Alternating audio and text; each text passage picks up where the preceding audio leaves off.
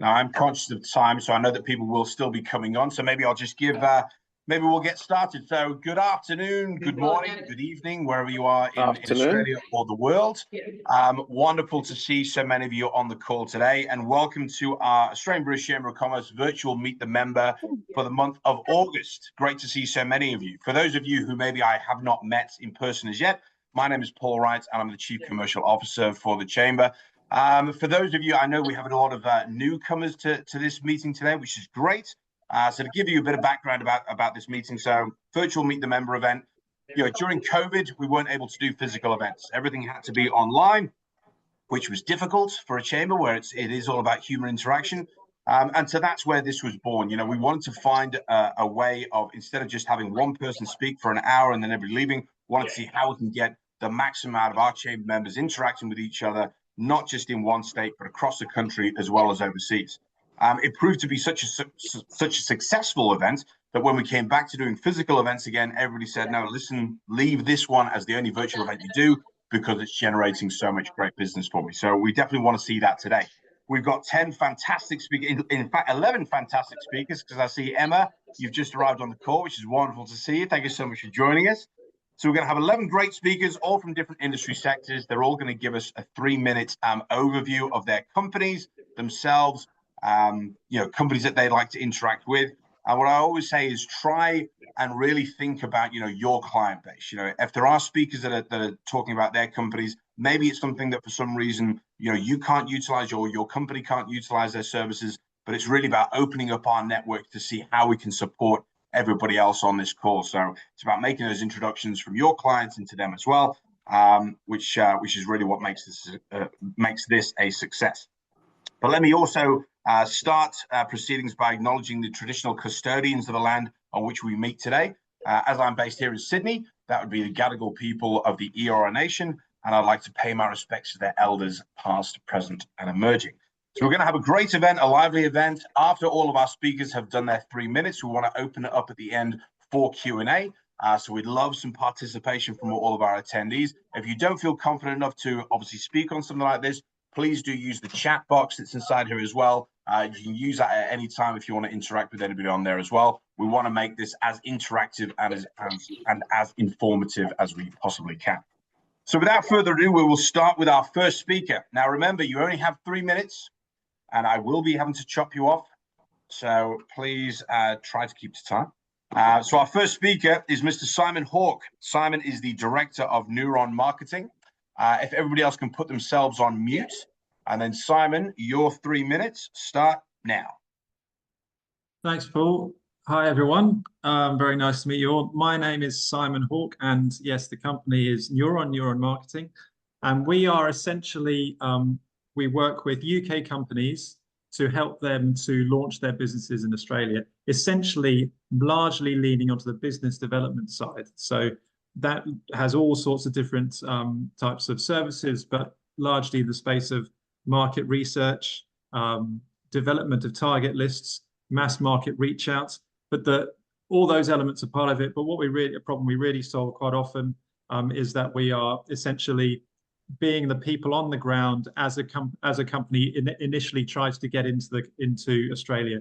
We are feet on the ground, attending events, going to meetings, teeing up the right people to allow new business to happen. And so the businesses we work with, really large range of different types of companies, from cold chain logistics to legal consultancy, to media rights selling. And on each of those, there's been a relative range of different skill sets that we provided, but always interested to essentially look for companies who are trying to take their first baby steps into the market, really, and are interested to understand they potentially don't have a very big staff in market yet. Maybe the people who are in market are more sort of service driven, they're operations led rather than a sales service, so we can support them on the ground. So that's really what we're trying to do. We're trying to be the third party sales and marketing consultants for companies who are trying to get themselves into the Australian market. Fantastic. Only less than 2 minutes. There we go, Simon. We're already on time. See, that's how good it can be. Absolutely. No, fantastic. Thank you so much, Simon. And obviously, I look forward to some questions at the end as well. So our next speaker is Mr. Sean Hayes. Sean is the CEO of a very exciting new company that's come to market, Tetra Claims, which is also part of Law Squared, which many of you would know has been a long-time chain member of ourselves as well. So Sean, your 3 minutes, sir, start now. Thank you, Paul. Yes, Sean Hayes from Tetra Claims. Tetra Claims launched just in July this year, so we're very new to the market. We're a claims management administration service provider, so we provide claims management services to insurers, brokers, managing agents, and corporates. Our core markets we're really targeting are London managing agents, as well as brokers here locally in Australia, and managing agents here as well as any corporate work that comes around. So Tetra Claims really launched on the back of some feedback we received from the market that there was a gap in claims management third-party services, and primarily around technology and people capability. There's a gap there. So the aim of Tetra Claims is to really bridge that gap between technology and people. As Paul mentioned, we're part of the Squared Group. Law Squared is a law firm that launched in 2016 and quickly established itself as a real, I suppose, a disruptor in the legal market. It offers a fixed fee modelling service, which has really delivered great outcomes for clients, but also at a fixed fee, which is predictable. And predictability is really important in the insurance market when you're doing pricing and modelling. Tetra Claims is really an extension of Law Squared, so we can also offer a fixed fee pricing model and deliver the same sort of services. And combined with Law Squared, Tetra Claims can offer a cradle to grave solution for our clients in regards to managing an incident that happens in a claim all the way through to claim litigation when it gets to that point if required. The cornerstone of our business is technology. The unique part of our business is we actually employ our own technology team. So where our competitors are actually using third-party contractors to do their system piece, we've got our own internal team that's developing, continually improving, and also upgrading systems as we go. Most of our competitors are doing that over weeks, months to do that. We can do it in days rather than weeks. So it gives us a real advantage in regards to technology. And as we move forward now, technology is a really critical part of the insurance industry. So having a really strong bedrock in technology is critical. The other part of us is our people. Through Law Squared, we've got our own graduate program. So we're bringing young claims talent into our business through our graduate program, which our competitors are struggling to do. So we've got a really strong technical capability, a really strong people capability, which gives us an advantage to service our clients really, really well. Just touching on the target markets again, really targeting London managing agents for that part, but also local Australian brokers, local Australian managing agents, and also local Australian corporates. They may be managing their own claims in-house and need our support. And so that's our overview. Fantastic. And we've still got 30 seconds spare there as well. You guys just want to get to the Q&A at the end as quick as possible. That's great. Thank you so much, Sean. Fantastic. Our next speaker is Marie Gornall. Marie is the Senior Business Development and Partnerships Manager for Bridge Climb. Now, I can see obviously so many people on this call today. Put your hands up if you have never climbed a bridge before. Loads. There you go, Marie. You've got a captive audience there. Fantastic. So Marie, your 3 minutes start now. Thank you. Thanks for the intro, Paul. In my role, I look after corporate groups that are based here in Australia and partnerships. And we help companies who are looking for a fun outdoor team activity. And we're all about creating unforgettable corporate team building experiences. We also help those looking for unique experiences for their rewards programs, celebrating a milestone, or to showcase the best of Sydney when visitors are in town. We know organisations are always looking for ways to bring their teams together to celebrate success and inspire their teams. And there's nothing quite like standing side by side at the top of the Sydney Harbour Bridge to achieve that. We offer a wide range of services and experiences designed to suit any team and any size, including different climb routes. We've got shorter climbs or ladder-free options. We offer private climbs for groups of 10 or more. We've got First Nations storytelling experiences like our Burrawa Climb. We've got climb and dine packages at venues such as Cafe Sydney or the Opera Bar. Or you can make use of our complimentary event space for meetings or strategy sessions. Most people don't realise that we've got our own event spaces here at Bridge Climb. We've got various catering options, and every climb includes a full digital photo package. That's really important to everyone because they want their photograph as soon as they've climbed to get posting. We can even customize the experience with your company branding and include logos on our welcome screens and photos. And we've got some exciting news. We've got a brand new experience coming soon. It's called the Under Bridge Walk. It's a 1 hour experience on the bridge. And it's less than 2 hours in total, including the preparation time. It's ideal for people who are time poor or looking for a shorter walk. And it doesn't reach the top of the bridge. However, it's mainly flat. So it's great for people who prefer not to do steps. We're still in the planning process, but hoping to launch that in October, November this year. So it's really exciting. The types of people, organisations I like to engage with are event bookers, event planners, HR professionals, EAs, decision makers, and those responsible for team building, company offsites, Christmas parties, and reward programs. And some companies we've been able to support are Woolworths and CBA. We're part of their employee benefit program, so we offer special deals for their team members. And just a couple of examples of clients. We had Macquarie Capital client with us last week. They had a group of international guests who did our climb and dine package. And I don't know, you must remember the rain last week. It absolutely chucked it down, but they all had a fantastic time. We gave everyone the wet weather gear. There was 50 of them. They embraced it. They went to the Glenmore Hotel. They were on the rooftop, and the Glenmore gave them, some extra heaters, and they all had a fantastic time. So I'm looking forward to meeting you all in person at Chamber events. Thanks, everyone.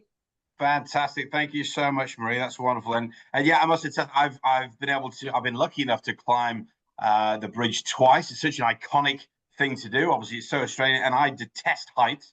But no, it was absolutely phenomenal. The team there are amazing, and I think it's great to have someone like Marie who you can really connect with and can obviously support you on all those sort of things there as well. So thank you so much, Marie. Okay, three speakers down. So I want you guys to start thinking of some questions, and as I say, please do feel free to start using the chat box here as well. So speaker number 4 is Craig Archdeacon. Craig is the GM of Asia Pacific for Waterstones, a long-time member of ours, fantastic member of ours. So Craig, your 3 minutes, sir. Start now. Thank you very much, Paul. I don't know what you're thinking. You don't live in Sydney. That's a strong Scottish accent. Well, yeah, I hail from Scotland, but I've been here in Sydney for the past year. So I lead Waterstones. We are a business IT consultancy, but really we do 3 key things. We work on cyber, we work in data, we work in tech. So we do all the interesting stuff from a cyber perspective, break into your network so the bad guys can't do it, and maybe some of the boring stuff, giving you a security manager to make sure you're up to your policy and procedures. In terms of our data and AI, then actually putting AI into functional use, as in if we think of month end, for example, our solutions bring month end time down 80% because we automate it. And technology, helping you with Office 365 or even managing all your managed services is something we can do right across the broad suite of technology. In terms of our captive market, who we want to look at, probably businesses between 50 and 200 people. That's probably our sweet spot in Australia, although we do have large global clients. We're very big on education. We're very big on manufacturing, very big on private equity, housing and architecture. But 50% of our work comes out of our key sectors because ultimately cyber goes across everything. And I'd be keen to work with you guys and kind of get our brand out there and speak to you about any challenges you've got. But I suppose what I want to do is just leave you with a tip from a cyber perspective because I have a cyber background. Now, I don't know if you deal with hackers on a daily basis. I hope you don't, but they don't phone you up and say, we've got your details, let's start again. So there's a website called Have I Been Pwned? And I'll put the details in the chat. If you go to that website, you pop in your details, that'll tell you if a hacker's ever got your stuff. So I'll pop in the chat and I look forward to any questions soon. That's fantastic. Thanks very much, Craig. That's awesome. No, thank you so much, Craig. And Waterstones, as I say, fantastic company out of the UK that launched out here, 7 years ago now, I think. We've had a great partnership with them this whole time, does some great events as well. I think it's, something that we all need. Everybody's getting hacked, every single day. But no, Craig, that'd be great to have a look at that. And I think we'll even have a look at that as well. So thank you so much, Craig. Our next speaker is Paige Milton. Paige is the PR and social media strategist for Paul Bear Limited, one of our newest members of the Chamber as well, which is great. So Paige, if you take yourself off mute and your 3 minutes, start now. Hi, as Paul mentioned, I represent Paul Bear Limited, and they're a UK-based firm that we specialise in essentially helping international businesses set up and operate successfully in the UK. I'm not sure if anyone has any terrible experiences of doing so, but it's quite strict in terms of regulation and processes over there, and there's hefty fines. So essentially, we like to say we're a one-stop service for businesses who are looking to establish themselves in the UK market. Very top line, we kind of cover from business startup, so such as registering the business as a UK company. We can act as a company secretary. We open bank accounts. We set up a payroll. We organise corporation tax registration. We also can help with immigration support. So, for example, visas for entrepreneurs and expats, sponsorship licenses. We also look after payroll and HR. So payslips, PAYE, and any benefits admin processing. We also look at accounting and tax. So, anything from monthly tax returns all the way to VAT and annual statutory accounts, and then UK corporation tax, as well as we can also provide personal tax advice. Outside of that, we can kind of be an outsourced financial director, and we can also train in Sage Zero and audit facilitation. So in sum, anything to do with expanding into the UK, we can help with that. In terms of who we're looking to work with and who we typically work with, anything from founders, CFOs, CEOs of those mid-sized, high-growth businesses who are expanding quite quickly. Sectors, we kind of cover all sectors, but what we typically find that we're working with at the moment is tech, of course, professional services, retail, healthcare, and logistics. But really, anyone who's looking to grow into the UK, we can help with. We also work quite closely with professional networks, so people who are lawyers, VCs, or advisory firms who sometimes want to connect their clients with us, and we can help that process for them. So we kind of work around the globe, but specifically me, I'm helping with Australia, New Zealand enter the UK market. So some examples of companies that we've recently helped with is a lot of SaaS businesses setting up in London, and kind of those retail and consumer brands. And thank you to Donald Trump with the tariffs, kind of helping people work around. Maybe they were thinking of going to the US, and we've seen a massive spike with businesses pivoting over the past couple of months, looking at the UK and EU. So essentially, we're looking to engage with anyone who's interested in the UK as their next market. We're happy to kind of discuss even from that beginning level and kind of give you a scope of what it could look like, as well as obviously helping set up if you're further down the funnel. Right, and right on the money. There we go. You must have had a stopwatch on you there, Paige. I didn't actually. 3 minutes on the dot. Fantastic. Now, thank you so much, Paige. And as you say, it's a great service that Paul Bear, offers. It's such a tricky thing to be able to set up in the UK, as it is to set up here in Australia. So it's fantastic to have those sort of resources as well. So thank you so much. Our next speaker, is Ryan on the call from KordaMentha? I know that he had a meeting. No, I don't know if he is. No, that's absolutely fine. No problem at all. So our next speaker is Emma Hossack. Emma is the CEO of the Medical Software Industry Association. Very excited to have you on board, Emma, and looking forward to hearing your talk. So you take yourself off mute, and then your 3 minutes will commence now. Okay. Well, look, thank you very much for having me, Paul. Lovely to hear you all. And I must say that almost everything that everyone has said, I think, there's definitely a link there. So I'm the CEO of the Medical Software Industry Association, which is a little bit different from the organisations that you represent. So what we are is a group of almost 150 companies now, all of which provide all the health software throughout public and private systems in Australia.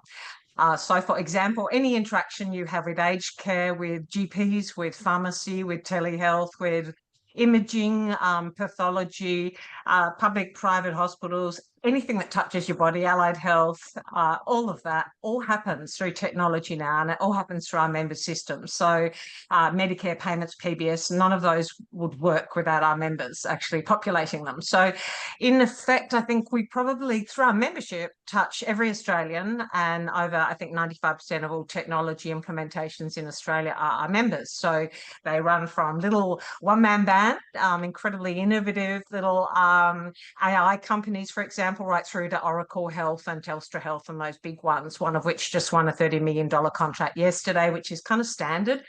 So it's obviously a very hot area. Now, the role of our group, our association, which is a not-for-profit company limited by guarantee, is essentially to provide a framework to enable all of those companies, which are often competitors as well, obviously, at the best possible environment to do their business. So the regulation, the education, the profiling, making sure, obviously, that all of the various clientele, so that's all the various professional bodies and others, we deal with about 80 stakeholders, are all working with us to co-design regulation. Easy example right now, which has been mentioned before, AI regulation is obviously incredibly important for healthcare, and it's happening right now. So we produce a co-designed AI code of conduct for any AI that is used in our products that is not already regulated by the Therapeutic Goods Administration. So that's just an example of the kinds of things we do. Why is that interesting for you? Probably not immediately apparent, but we work, as I said, with all these stakeholders, and we touch an awful lot of companies. So some of our members, obviously, as I said, have over 10,000 employees. They're very big monsters. But with that number of people, which is quite a captive audience, there's a very big demand for a number of services. So we regularly work with different law firms, with insurance companies, with tech providers. What you said, Paige, I thought, oh gosh, I have to get your number, because a number of our members are already in the UK, or they're from UK coming here, or they're looking at going to the UK, because our market, obviously, the size of Australia, doesn't justify the kind of investment that is often required. So US, UK, New Zealand, all the kind of English-speaking companies are of great interest to us. And doing that, as you said, Paige, a number have tried and failed. Some have succeeded, like Telstra, but it's a really hard road without excellent advice. So I think some of the speakers before me have talked about things which I go, oh, well, that would be something which maybe you might want to actually address our audience on. Because it can be then quite good for us to educate our members, but also for you, because, for example, we have lobbyists and PR companies as well. A number of different types of organisations do that, and they all find it incredibly useful. So that could be something you think of. Ultimately, I guess you could say we're the connective tissue of Australia's healthcare, because literally we are, because now people don't use stethoscopes and so on anymore. It's the technology. So I think I've gone over time. I beg your pardon. It's all right. I borrowed a minute that Simon didn't use before. So thank you very much for that, Simon. Thanks, Simon. Sorry about that. But no, that's wonderful. And obviously, Emma, you can talk about what you guys do, for so much longer, because it is so massive what you do there. And I think, there's already some great opportunities with so many people, not just our speakers on the call, but obviously other attendees that are on the call as well, how there could be some great partnerships there as well. So yeah, would definitely implore for everybody to obviously, connect with Emma. Again, please do use the message box inside here, or obviously ask questions at the end. We've only got 4 speakers left, so we'd love to have some questions at the end of this as well. So thank you so much, Emma. Our next speaker, or speakers, you've got a 2-for-1 here, which is fantastic, is Sonia McCall and Katrina Bill. Sonia is the Senior Client Director, and Katrina is the Partnerships Manager for BMS Group. And your 3 minutes, Katrina and Sonia, start now. Thank you very much. Well, it's lovely to be here with everyone today and get to talk to you a little bit about what BMS does. As mentioned, my name is Katrina. I'm the Partnerships Manager, and we have Sonia here with us as well. So BMS Group, it's a global insurance and risk advisory firm, actually headquartered in the UK, which is where this network is a great relationship for us as well. We have a strong presence here in Australia. We've been here in Australia for 11 years now, been around in the UK for, I think it's about 30 or 40 years. We're proud to be part of a network that combines international reach with local expertise. So we deliver bespoke solutions and tailor-made solutions to our clients. and really getting to know who our clients are to be able to deliver that. Myself and Sonia are based in our Brisbane office, but we do have offices in Brisbane, Gold Coast, Sydney, Melbourne and Perth. And we also have clients who are located in every state and territory in Australia. So whether it's yourselves that we might be dealing with or someone from one of your other offices, we would definitely love to get to know you. So this is my turn to speak now.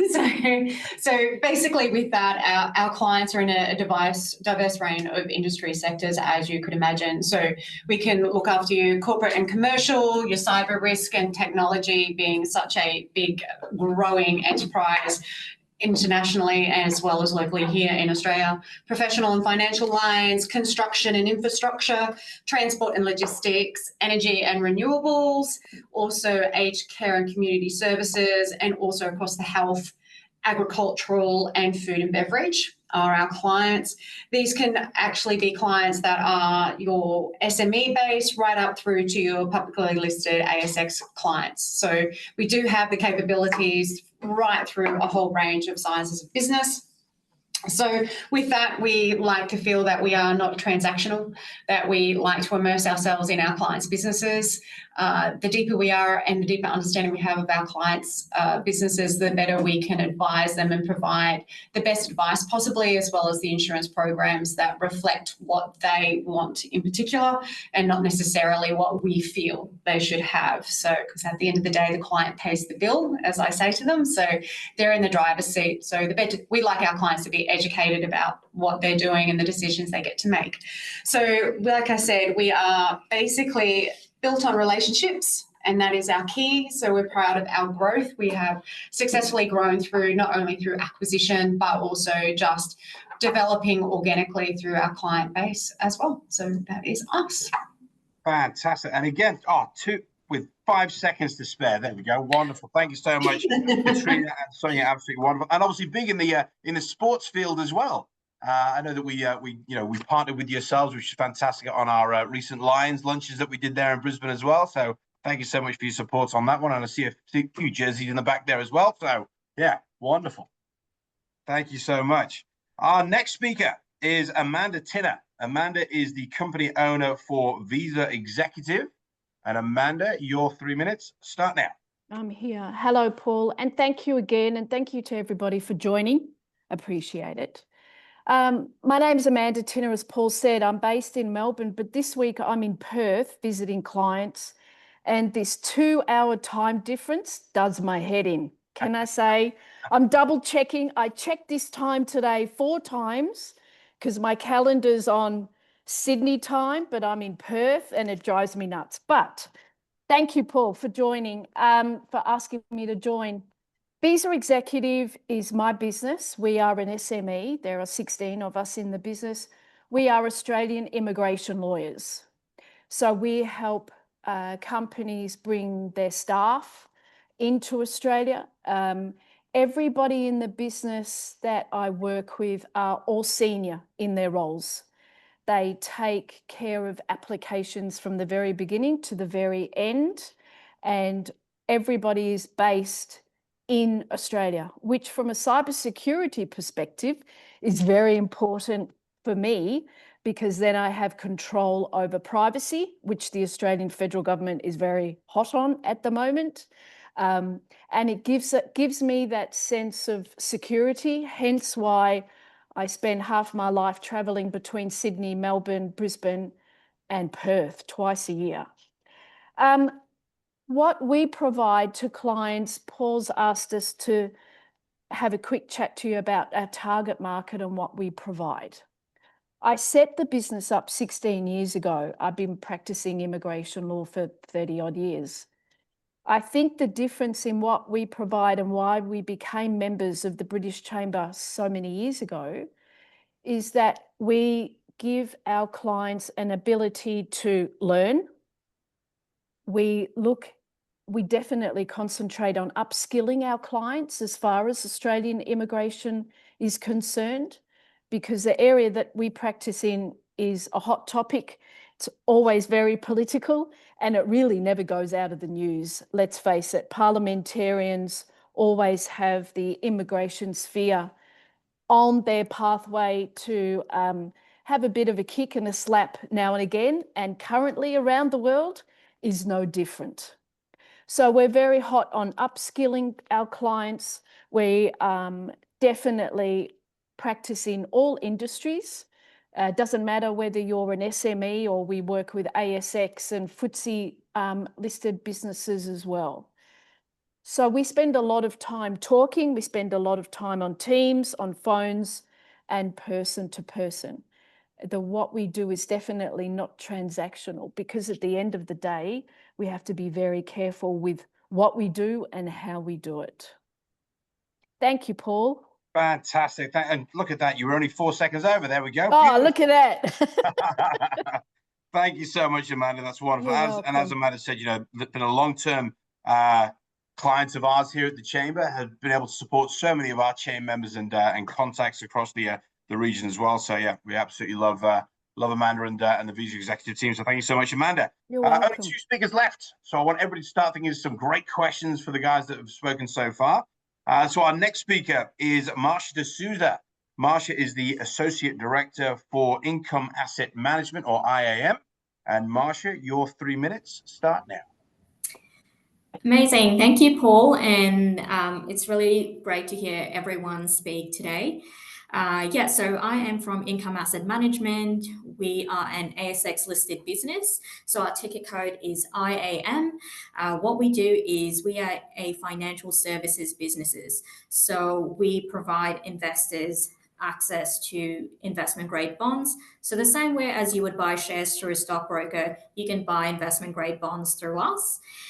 We started out in 1987, and since then we have grown very, very quickly in the last 5 years, ever since the RBA started increasing rates there, making bonds very attractive. And since then, we've opened up offices in Brisbane, Melbourne, Perth. So we're Australian wide, and part of our growth is also to partner with the Chambers of Commerce and connect with like financial accountants, advisors, individuals who are looking after their own portfolio and at a certain stage in life where they're looking at bonds at the moment.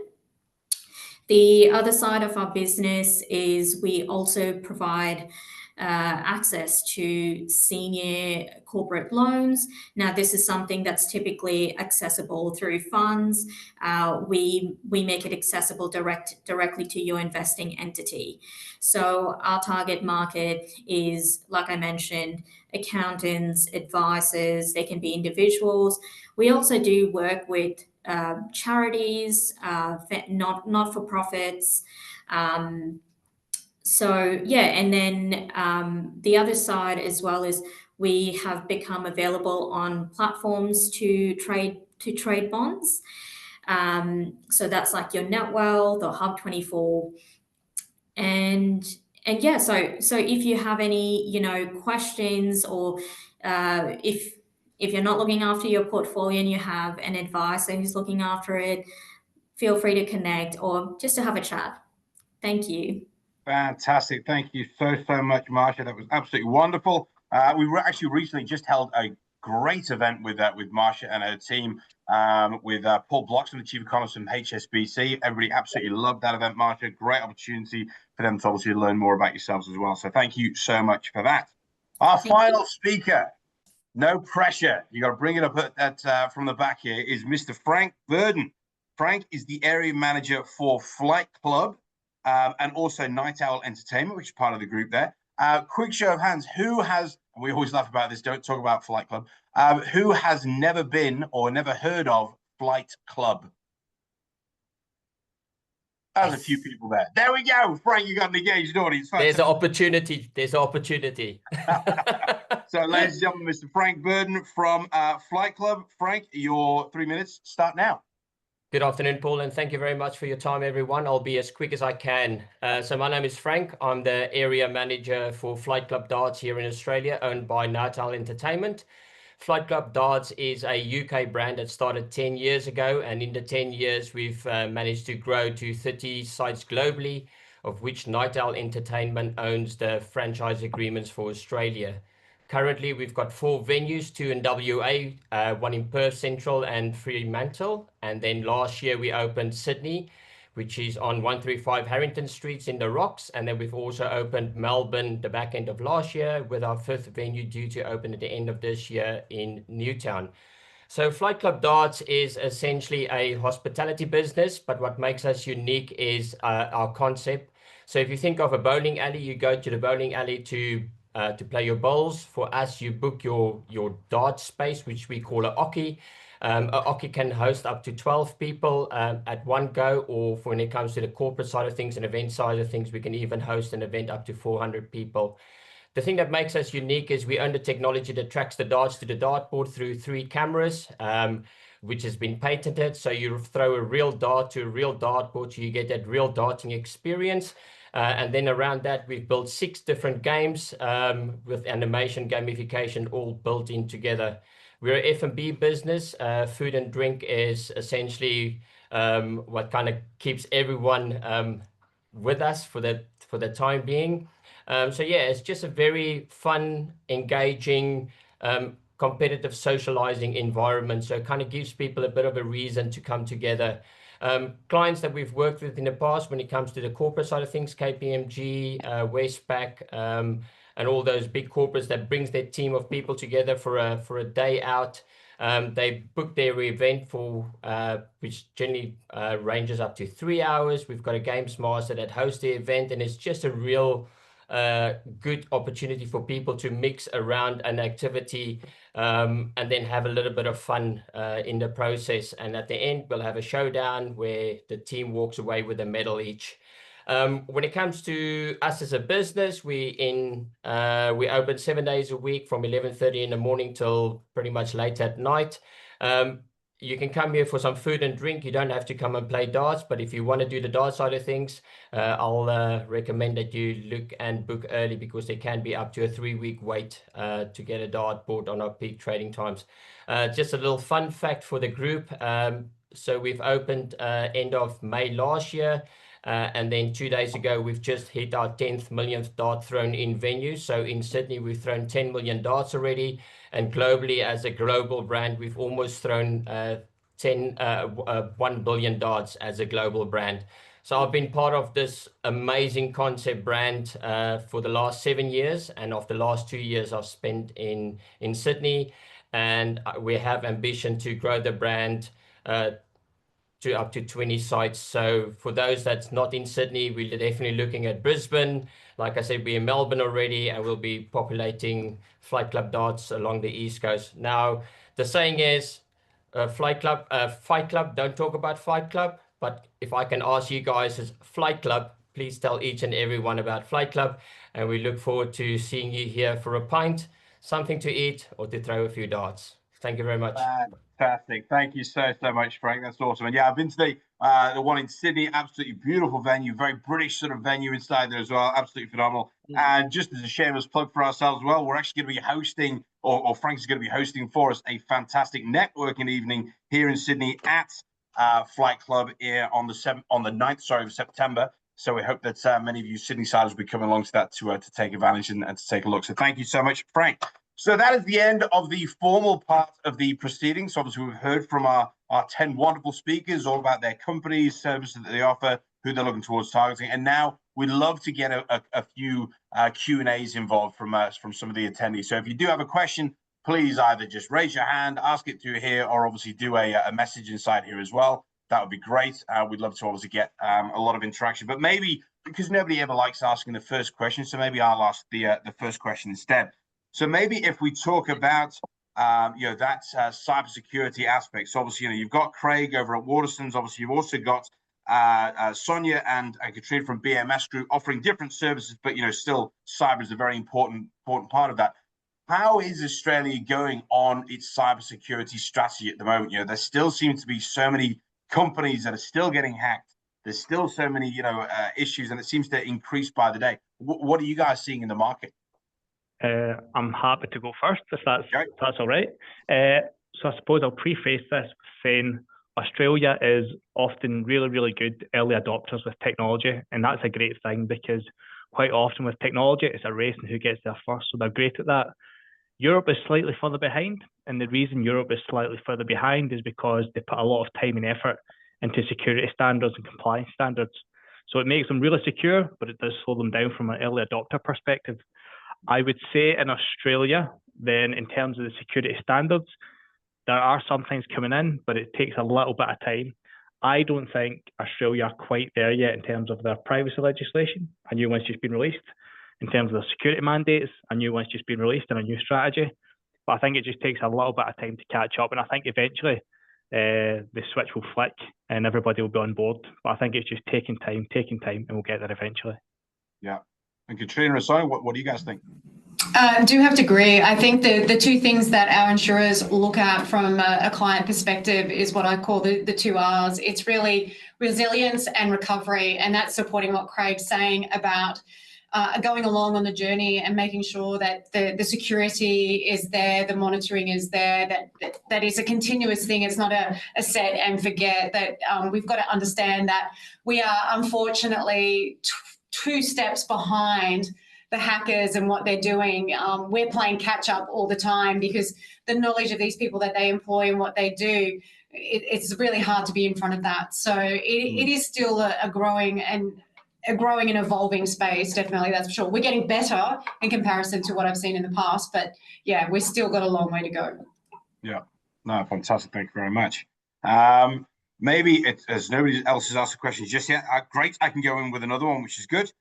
Maybe I will go through to Paige. So Paige, obviously, companies that are opening up in the UK, one of the, even companies that are coming this way as well, why is it still that the most awful part of this whole proceeding is trying to open up a bank account? How has it not been made just a simpler process as yet? I mean, I think that's probably the most common question that we receive on a daily basis almost. It's relationship based. It still is. I don't know why. I feel like globally, I feel like it's the oldest institution in the world, the way they operate. But it's relationship based, and it's kind of all done on a golden handshake. And I think that's why, like, a lot of people don't understand that and the complexity that it is. And the problem too with the UK market, and particularly with banks, if you get it wrong, you're kind of blacklisted and that's it. So it's really important. What we try to educate our clients and people we have conversations with is that you have to be educated if you are going to go down that path, because it's extremely complicated. There's hefty fines, there's a lot of red tape, and if you don't know it, then find someone that does. We've got relationships with all the major banks there, so we streamline that process, and essentially you don't have to worry about it at all. But to answer your question, I don't really know why they're still like that.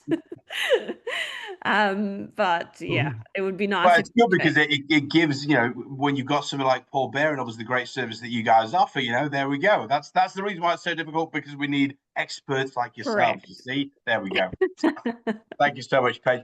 Sorry, Fred. I love you, Fred, because you always ask a question at these, and that's why I love you so much. And I missed your hand before, so please, Fred, your question, sir. I've got two quick questions. One for Marie. If it's pouring with rain or likely to be pouring with rain, do you get a refund and another go? Yeah, that's a good question. So we offer flexible options. So we won't climb if there's an electrical storm. It's dangerous to go on the bridge. However, if it rains, we will still climb. So we won't cancel the climb. We'll provide wet weather gear, but the client or the customer has got the option to move their booking if they want to. So it all depends, really. If the group, for example, are Sydney based, they might have some flexibility with the date. So we would help them out. Like if they're climbing on a Tuesday, it's going to be raining sideways, and the following Tuesday is clear. We'll just move their booking over. No problem. Because it's a great shame to miss the sunrise or the sunset or whatever. And I assume the under the bridge is the platform that goes underneath, which is where the security and the firefighting equipment is. Is that right? It's like the new experience will be like the start of a climb experience. So you start here in the rocks and you go out we call it a catwalk. You go out on the catwalk where you've got the Park Hyatt on your right hand side. You go through the pylon and up to the first section, and you go on the lower arch of the Sydney Harbour Bridge. You go about quarter way up. Lower arch. What's fantastic though, you actually cross the road deck, which our other clients don't do at the moment. So you get that really cool perspective of the bridge where you walk right across those 6 to 8 lanes of traffic, and then you come back down on the western side. Thank you. So there you go, Fred. You've got to book yourself in now. Sorry? Cool. You've got to book yourself in now. I've already set my daughter and eldest daughter and son up for it. It's a long way down. No, my other quick question for Amanda is: have you been helping any of the Ukrainian refugees to get into Australia? No, Fred, we haven't.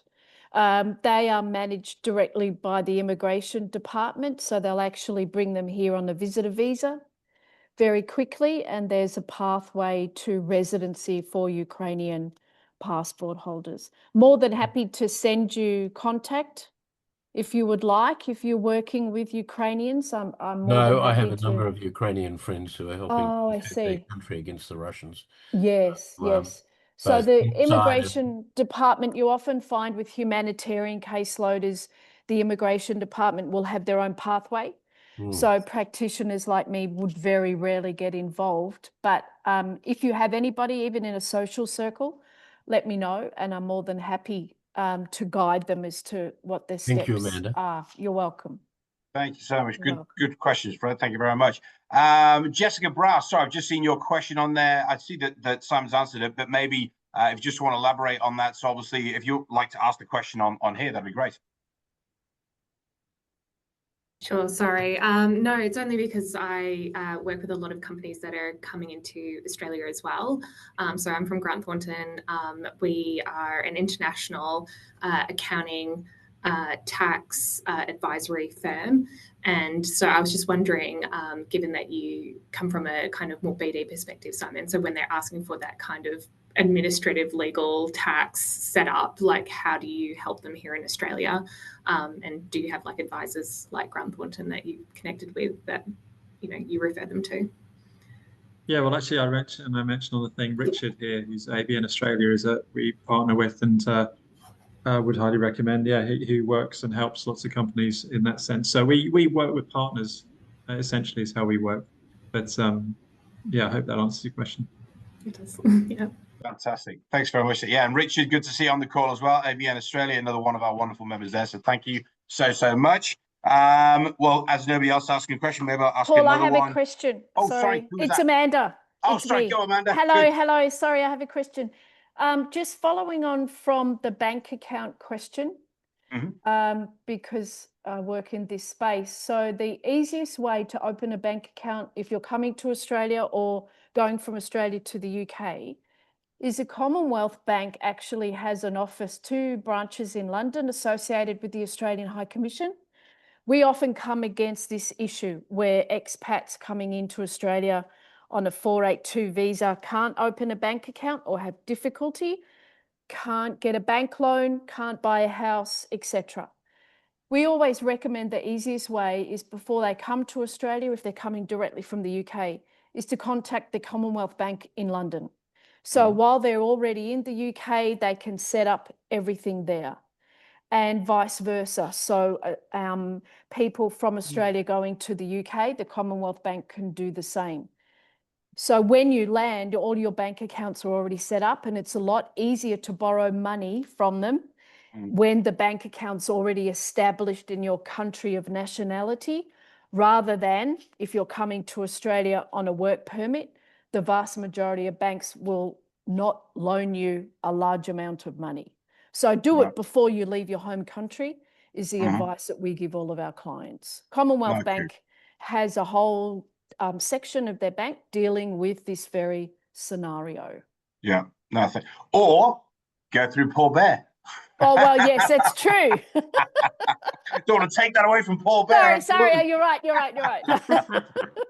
Thank you so much, Amanda. Thanks, Amanda. Maybe if I go to Emma over at Emma, obviously Medical Software Industry Association. We obviously had to to cut you off at the end, but because obviously there was so much to talk about. So how big is obviously, you know, the amount of people that make up Medical Software Industry Association?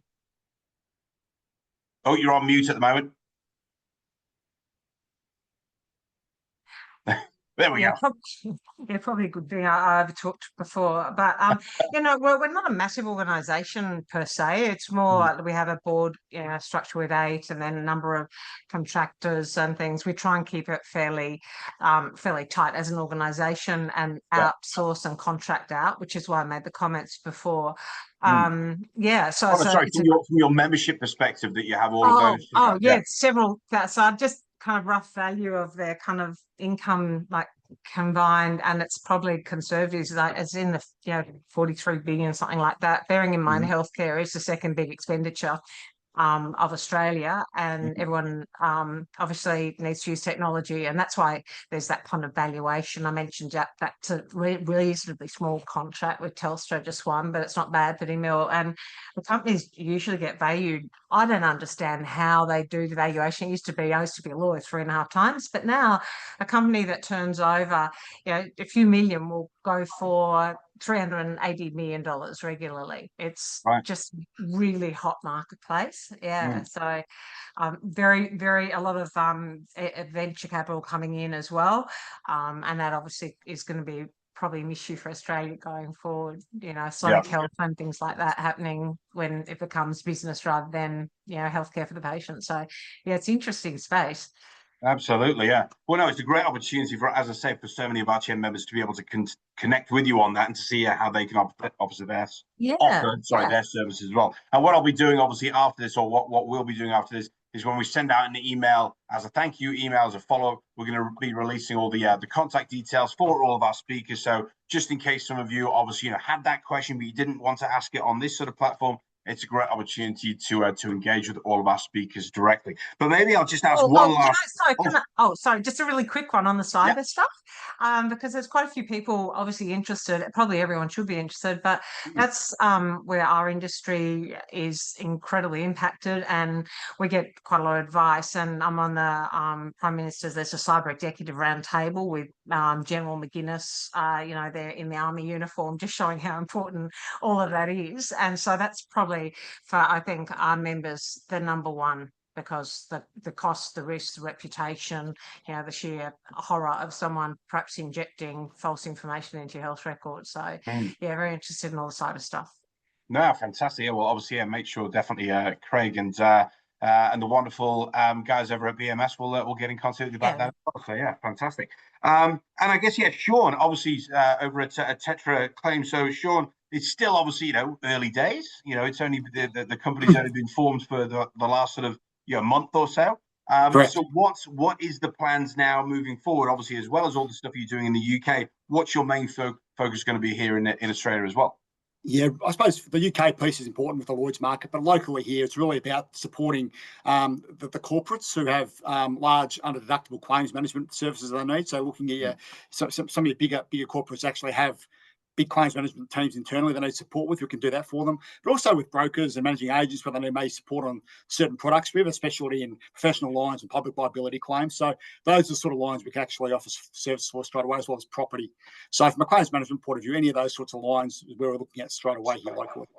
Yeah, no, fantastic. I'm really excited to hear more about how you guys go over the next sort of 6 to 12 months, and I'm sure it'll be a huge success. But no, it's exciting. And maybe I will ask one last question before we finish up. So Marcia, because I haven't asked you a question as yet, over at Income Asset Management. So with the bond market, obviously, there's a huge amount of opportunity for individuals to be able to go and invest in that sort of market. Are there big risks in that market at the moment, or is it a volatile market at the moment, or is it quite steady? Oh, no, that's a great question, and we do get those a lot. So basically, the bond market is very